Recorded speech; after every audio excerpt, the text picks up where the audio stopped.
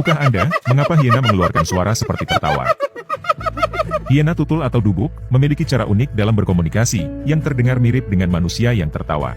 Meski terdengar seperti sedang bersenang-senang, tawa hiena sebenarnya adalah bentuk rasa frustasinya. Dan penelitian mengungkapkan bahwa hiena sering terkikik saat bersaing memperebutkan makanan atau dalam konflik. Hiena tutul memiliki struktur sosial yang rumit yang disebut klan, dengan hiena betina berada di urutan teratas dalam urutan kekuasaan. Status sosial betina terendah memiliki status lebih tinggi daripada jantan dengan status sosial tertinggi di dalam klannya. Meskipun mereka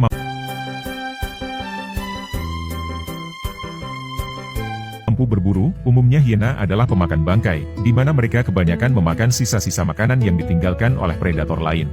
Hiena tutul dapat mencapai usia 20 tahunan di alam liar, menjadikannya salah satu karnivora darat yang hidup paling lama.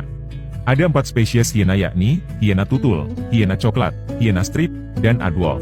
Hiena tutul adalah spesies terbesar di antara mereka.